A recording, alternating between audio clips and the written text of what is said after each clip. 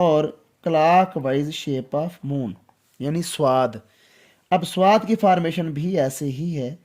ये seed of Apple सबसे पहले आपने ड्रा करना है, ये दाएं से बाएं लिखा गया हो, ये देखें ये सीधा होना चाहिए। बच्चे इसमें गलती करते हैं, ये सीड ऑफ एप्पल खड़ा कर देते हैं यूं। अब देखें अगर मैं यहाँ पे लाइन लगाऊं तो ये हवा में ऊपर की तरफ जा रहा है, ये खड़ा है, और ये दाएं से बाएं जा रहा है। इस चीज़ को जो बच्चा समझ आता है पूरी ज़िंदगी उसका जो स्वाद है वो गलत नहीं होता। ये देखें वन सीड ऑफ एप्पल और क्लॉक वाइज शेप ऑफ, आपको मज़ीद वाजे करके दिखाऊं, ये सीड ऑफ एप्पल, यहाँ से clockwise shape of moon, seed of apple then clockwise shape of moon. यहाँ पे देखें वही कॉन्सेप्ट आ रहा है, मैंने आपको कहा था clock wise shape of moon का एक एंगल अप एक एंगल डाउन, ठीक है, इस तरह आना चाहिए। और ये देखें सीड ऑफ एप्पल भी लाइन पे पड़ा है। ये कॉन्सेप्ट स्वाद का होना चाहिए। अब आते हैं सीन के तरफ। अब सीन भी ऐसे ही है, उर्दू गिनती का 3 इसमें लगता है। उर्दू गिनती का ये 3, ये दंदाने स्टेप वाइज होने चाहिए। बिस्मिल्लाहिर्रहमानिर्रहीम। तमाम स्टूडेंट, उम्मीद है आप सब लोग खैरियत से होंगे। मैं हूं खिज़र हयात और आप देख रहे हैं मेरा YouTube channel Khizar writing studio. देखें जी, आज हम कुछ हरूफ तहज्जी को पढ़ेंगे और आसान तरीका बताऊंगा कि हरूफ तहज्जी के जो हरूफ हैं उनकी फार्मेशन क्या है और कितने आसानी से आप अपने छोटे बच्चों को ये सिखा सकते हैं। देखें ये जो छोटी ये होती है ना, बहुत से बच्चे इसको गलत करके लिखते हैं। इसका सिंपल सा तरीकाकार है तिरछा सी। ये इस तरह तिरछा सी आप डालें। इसको मैं वाज़े भी कर देता हूँ, ये देखें ये तिरछा सी है। अब तिरछे सी का मतलब ये होता है कि इसका एक एंगल आगे होगा और दूसरा एंगल इसका पीछे होगा, ठीक है। अब इस तिरछे सी के साथ हमने clock wise shape of moon लगाना है। अब ये जो शेप ऑफ मून है ये थोड़ा सा बाहर की तरफ निकलेगा। ये देखें इसका जो मुंह है ये बाहर की तरफ निकल रहा है। अब बच्चे गलती क्या करते हैं, बाज़ औक़ात वो इन दोनों को बराबर कर देते हैं, सी को, ये देखें ये सी के इनको बराबर करते हैं और फिर यहाँ से सीधा नीचे जाते हैं और फिर इसको लंबा कर देते हैं। अब ये जो चीज़ है ये बहुत बदसूरत भी लग रही है और शेप भी इसकी क्या है, आउट है। अब देखें तिरछा सी है और साथ में शेप ऑफ मून है। ये जितना भी आप इसकी प्रैक्टिस करेंगे ज़्यादा मजबूती से ये आपको आएगा। ये देखें ऐसे। अब आपकी पोर्स जब बहुत मजबूत हो जाती हैं, इस फॉर्मेशन को समझ आती हैं, तो फिर आपसे छोटी ये है वो इजीली लिखा जाता है। देखें इसकी फॉर्मेशन ऊपर मैंने, अब इसको मार्कर के साथ भी मैं आपको बताऊंगा।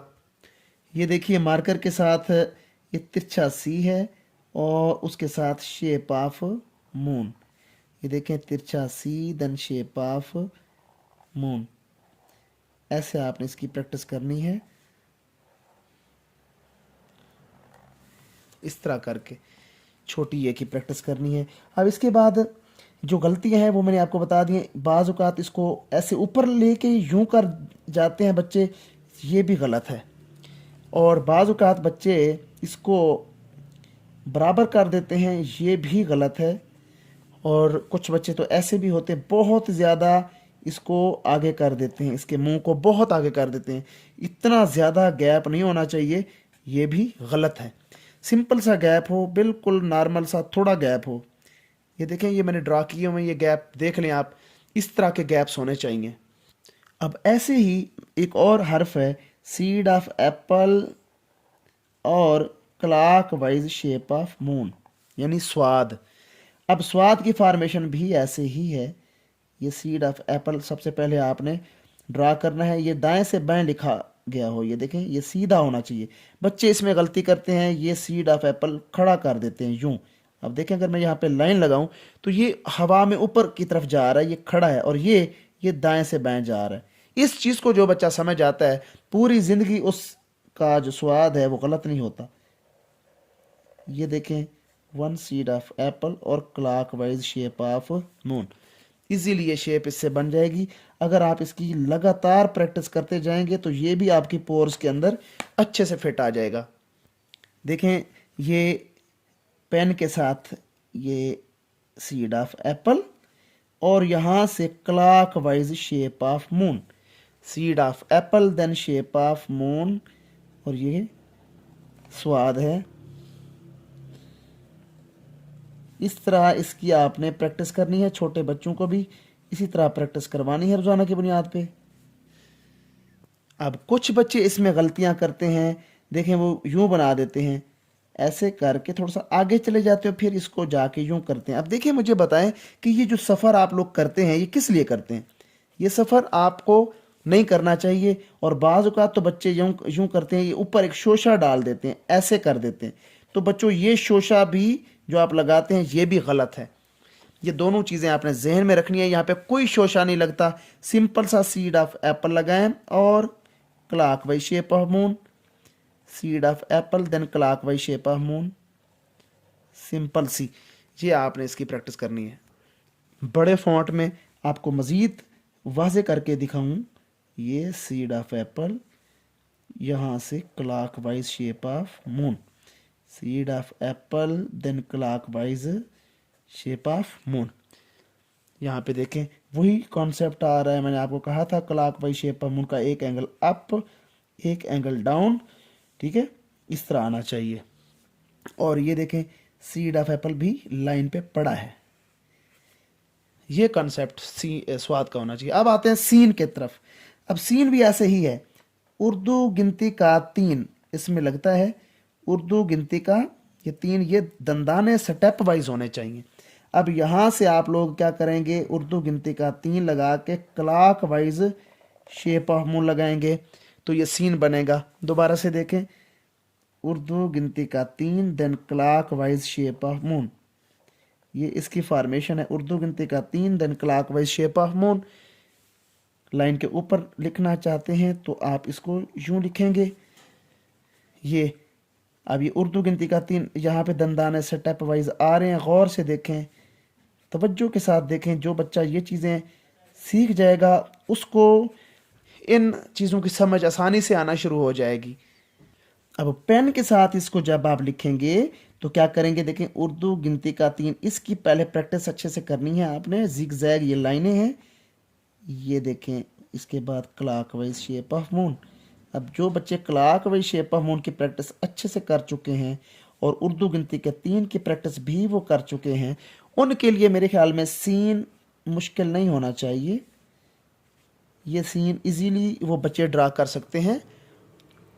अब अल्फाज के अंदर भी अगर गौर किया जाए तो ये देखें, यहाँ से अगर मैं इसको काट दूं तो ये छोटी ये को गौर से देखें, वही फॉर्मेशन आ रही है, ठीक है।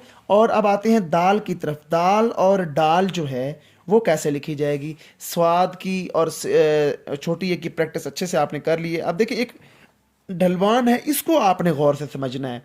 उर्दू अपना दाल के लिए ये हाफ सर्कल होगा, ऐसे इस तरह ये हाफ सर्कल है, और इसके साथ ही आपने एक झटका सा देना है, ज़ेर या ज़बर, ज़ेर या ज़बर। ये देखें ऐसे ज़ेर या ज़बर, नीचे जगह छूटेगी। ये दाल है, डाल है, जाल है, ये आप ऐसे लिखेंगे तो आपकी प्रैक्टिस डेली बेसिस पे अगर होगी तो ये कम से कम दाल आपका ठीक हो जाएगा। इसी तरह ये हाफ सर्कल है, और यहाँ से अगर आप इसको मिला दें तो ये हे भी बनता है। हे जो होता है ऐसे करके बनेगा, यूं। थोड़ा सा आपने आगे इसको जगह छोड़नी है इसकी, ये इस तरह करके ये है अपना हे जो है ये बनाएंगे आप। रे की फॉर्म भी बहुत आसान होती है अगर आप तसल्ली से समझें बात को। छोटा अलिफ ज़ेर या ज़बर, यहाँ पे भी आपने जगह छोड़नी है। देखें ये जगह लाजमी छोड़नी पड़ेगी आपको। ये प्यारा लग रहा है, और इसको देखिए ये मैंने जगह नहीं छोड़ी नीचे।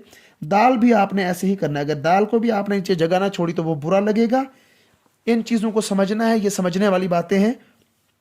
ये देखें छोटा अलिफ ज़ेर या ज़बर, यहाँ पे हाफ सर्कल और ज़ेर या ज़बर, हाफ सर्कल ज़ेर या ज़बर। तो कल से इंशाल्लाह ताला हम आइन की तख्ती लेके आएंगे आपके सामने। आइन की जो हरूफ तहज्जी है वो भी आपको पढ़ाएंगे, और आइन से बनने वाले जितने भी अल्फाज हैं या तख्ती हैं ये हम आपके सामने रखेंगे। तो उम्मीद है आज का सेशन आपको अच्छा लगा होगा, और आपने मेरे चैनल को लाजमी सब्सक्राइब करना है। जो लोग ऑनलाइन मेरे से सीखना चाहते हैं वो मेरा ये जो देखें व्हाट्सएप नंबर शो हो रहा है आपके सामने, और ये आप स्क्रीन पे भी ये नंबर शो हो रहा है, और आप लोग सीख सकते हैं। बहुत मुनासिब फ़ीस है। अपना ढेर सारा ख्याल रखिएगा। नेक्स्ट वीडियो में आपसे मुलाकात होती है। खुदा हाफिज़।